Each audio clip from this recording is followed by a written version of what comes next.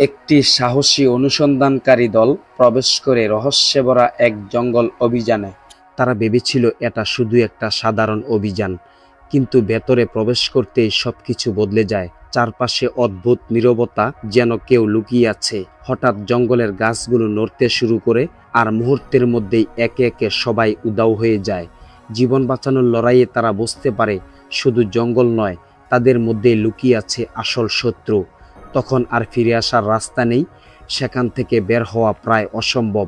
ভয়ঙ্কর এই জঙ্গলের সব খতরনাক কাহিনী জেনেও তারা ভেতরে প্রবেশ করে, কিন্তু তারা জানে না সামনে তাদের জন্য অপেক্ষা করছে এমন এক ভয়ঙ্কর বিপদ যেখান থেকে ফিরে আসা কল্পনা করাটাও কঠিন। তাদের একটাই নেশা, 500 বছর আগের সেই হারিয়ে যাওয়া কবরগুলো খুঁজে বের করা, যেখানে হিংস্র প্রাণীদের হাতে নিহত মানুষদের অজানা রহস্য আজও লুকায়িত আছে। ম্যাপ অনুযায়ী সামনে গিয়ে তারা পৌঁছে যায় সেই প্রাচীন কবরস্থানের কাছে। কবর খুঁড়তে শুরু করলে প্রথমে একজন আপত্তি জানায়, কিন্তু পরে সবাই মিলে নিরাপদভাবে খনন কাজ চালিয়ে যায়। কিছুক্ষণ পর তারা প্রায় 500 বছর আগের পুরনো সেই ভাস্কর্যের মুখোমুখি হয়। ঢাকনাটি উল্টাতেই তাদের চোখের সামনে ভেসে ওঠে এক ভয়ঙ্কর দৃশ্য। একজন মানুষকে ছুরি দিয়ে হত্যা করা হয়েছে, ছুরিটি এখনো অক্ষত, শুধু মানুষের কঙ্কালটি পড়ে আছে। সাথে সাথে তারা হেডকোয়ার্টারে ফোন দেয়। এই সম্বন্ধে বিস্তারিত জানতে চাইলে হেডকোয়ার্টার থেকে উত্তর আসে, তোমরা সেখানে থাকো, কিছুক্ষণের মধ্যেই তোমাদের টিমের বস এখানে উপস্থিত হবে। বস আসার আগেই তারা দেখতে পায় কঙ্কালটিকে গাছের শিকড়গুলো যেন অদ্ভুতভাবে ঘিরে আছে। কোনো অদৃশ্য শক্তি তাকে নির্যাতন করছে। এই দৃশ্য দেখে সবাই ভয়ে পালিয়ে যাওয়ার সিদ্ধান্ত নেয়, কিন্তু বের হওয়ার আগেই হঠাৎ একজনকে জঙ্গলের ডালে অলৌকিকভাবে ঝুলিয়ে ফেলা হয়। শুরু হয় সেখানে বাঁচা মরার লড়াই। ঝুলন্ত অবস্থায় সে সাহায্যের জন্য চিৎকার করতে থাকে, কিন্তু পাশে কাউকে দেখা যাচ্ছে না। ঠিক তখনই কে যেন অদৃশ্য শক্তি দিয়ে তাকে উপর থেকে নিচে ফেলে দেয়, আর বাকিরা সবাই অস্ত্র হাতে নিয়ে পুরো জঙ্গল জুড়ে খুঁজতে থাকে, কিন্তু কোথাও এই ঘটনার কোনো চিহ্নই পাওয়া যাচ্ছে না। গাছের আড়ালে শত্রু খুঁজতে গেলেই দেখা যায় গাছ নিজেই তাদের প্রধান শত্রু হয়ে দাঁড়ায়। অন্যদিকে আরেক সহযোগীর উপর ঝাঁপিয়ে পড়ে জঙ্গলের হিংস্র বন্য মানুষেরা। শুরু হয় চারদিক থেকে আক্রমণ। এখন বাঁচার উপায় কি? এই কঠিন সময়ে বিপদ থেকে উদ্ধার করতে উপস্থিত হয় তাদের দলের সিনিয়র কমান্ডার, কিন্তু কোনোভাবেই জঙ্গলি মানুষের নির্মম নির্যাতনের হাত থেকে তারা রেহাই পাচ্ছে না। ওদিকে বাকি সহযোগীরা পাগলের মতো হয়ে যায়, জঙ্গলের প্রতিটি কোনায় কোনায় তাদেরকে খুঁজতে বেড়াতে থাকে। চারিদিকে শুধু অন্ধকার, অজানা ভয় আর মৃত্যুর গন্ধ। অনেক খোঁজাখুঁজির পর হঠাৎ তারা খুঁজে পায় তাদের একজন সহযোগীর ভাঙ্গা চশমা, আর সেখান থেকেই শুরু হয় খুঁজে বের করার অনুসন্ধান। খুঁজে পাওয়ার আগেই জঙ্গলি মানুষেরা দুজনের সাথে এমন আচরণ করে যা মধ্যযুগীয় বর্বরতাকে হার মানায়। যে নির্যাতন থেকে চিরদিনের জন্য শেষ হয়ে যাওয়া যেন অনেক সহজ মনে হয়। তাদের এমন এক জায়গায় বেঁধে রাখা হয় যেখানে জঙ্গলের গাছকে প্রকৃতির বন্ধু বলা হয়, কিন্তু সেই গাছ সেখানে মানুষের প্রধান শত্রু হয়ে দাঁড়ায়। গাছের ভয়ঙ্কর শিকড় যেন নিজেই দাঁড়িয়ে অক্টোপাসের মতো আক্রমণ করে, আর নিমিষের মধ্যেই সবকিছু শেষ করে দেয়। অবশেষে তাদের বস বুঝতে পারে এই জঙ্গলে অলৌকিক বলতে কিছু নেই। এখানে একমাত্র হিংস্র প্রাণীর মতো আচরণ করে এখানকার আদিবাসীরাই। এখানে পৌঁছাতেই তাদের সাথে আদিবাসীদের সংঘর্ষ হয়।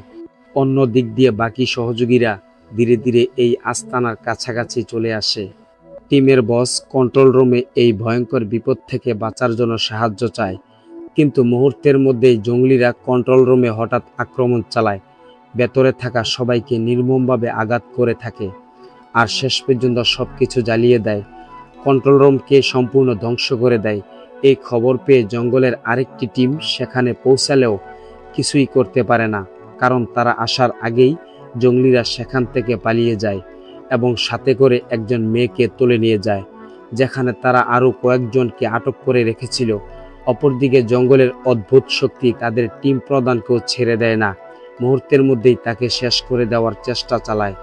জঙ্গলিরা এতটাই ভয়ঙ্কর যে বন্দীদের একত্র করে তাদের মুখে রং মেখে দেয়, কারণ কিছুক্ষণ পর তাদের মেরে ফেলা হবে। প্রাচীরে আটকানোর সাথে সাথেই অজানা এক শক্তি তাকে আক্রমণ করে, আর সেখানেই তার জীবনের চিরসমাপ্তি ঘটে। একজনকে মেরে ফেলার পর আরেকজনের মুখে লাল রং মেখে দেয়, তাকে শেষ করে দেওয়ার প্রস্তুতি নিতে থাকে। কিন্তু সেই মুহূর্তেই কৌশলে সেখান থেকে দৌড়ে পালিয়ে যায়।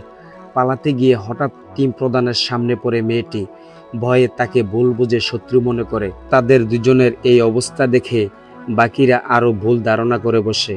মেয়েটিকে নির্যাতন করা হচ্ছে ভেবে তাকে আটক করার জন্য এগিয়ে আসে।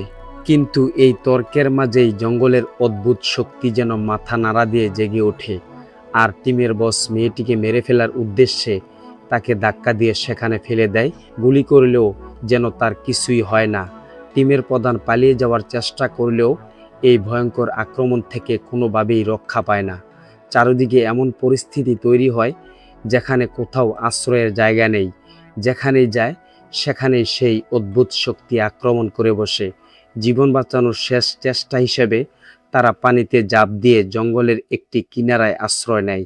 কিন্তু ততক্ষণে একজন গুরুতরভাবে আহত হয়ে পড়ে। কোনো রকম রাত্রটা পার করলেও তাদের ভয় আরও বেড়ে যেতে থাকে। কখন সেই ভয়ঙ্কর গাছের শিকড় এসে আবার আক্রমণ করে বসে, সেই আতঙ্কে তারা স্থির থাকতে পারে না। অবশেষে আগুনের নিশানা ধরে নিরাপদে যাওয়ার চেষ্টা করলেও হঠাৎ সেখান থেকেই একজনকে টেনে নিয়ে যাওয়ার চেষ্টা করা হয়। তবে দুজনের আপ্রাণ চেষ্টায় তাকে কোনো রকম মুক্ত করা সম্ভব হয়। কিন্তু তবুও বিপদ যেন তাদের পিছু ছাড়ে না। ঠিক সেই সময় আগুনের আলো ঘিরে হাজির হয় অদ্ভুত ভয়ঙ্কর জঙ্গলি মানুষগুলো।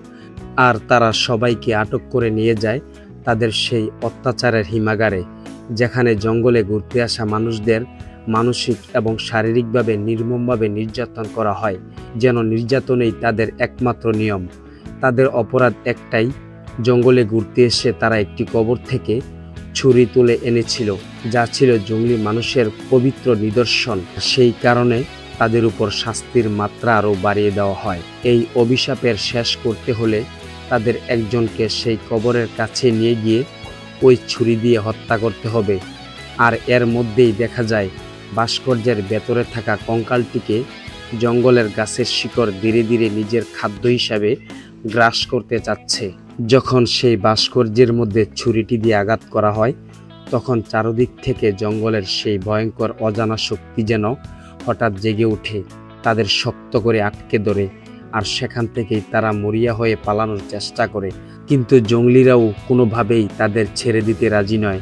তারাও পিছু নিয়ে দাওয়া করতে থাকে। আর শুরু হয় জঙ্গলিদের সাথে তুমুল সংঘর্ষ। এই ভয়ঙ্কর লড়াইয়ের মাঝেই তারা তাদের একজনকে আহত অবস্থায় টেনে হিঁচড়ে আবার ভাস্কর্যের কাছে নিয়ে আসে, যেন যে কোনোভাবেই তাদের সহপাঠীকে জীবিত করা যায়। কিন্তু যখন তাকে হত্যা করার চেষ্টা করা হয়, ঠিক সেই মুহূর্তে পেছন দিক থেকে ভুল বোঝাবুঝির কারণে জঙ্গল টিমের বস এসে গুলি চালায়। সেই গুলির শব্দের সাথে সাথেই ভয়ঙ্কর রূপ নিয়ে আবার হাজির হয় জঙ্গলের সেই অজানা শক্তি, যা মুহূর্তের মধ্যেই সব কিছু নিয়ন্ত্রণে নিয়ে নেয়। অবশেষে তাকে সেই ভাস্কর্যের ভেতরে নিক্ষেপ করে নির্মমভাবে হত্যা করা হয়। তারপর ধীরে ধীরে জঙ্গলের সেই অদ্ভুত শক্তি মিলিয়ে যেতে থাকে। আর সর্বশেষ জঙ্গলি বাহিনী সেই শক্তির সাথে যেন অদ্ভুত বন্ধনে আবদ্ধ হয়ে একসাথে হাত মিলিয়ে ঐক্যবদ্ধ হয়ে দাঁড়ায়।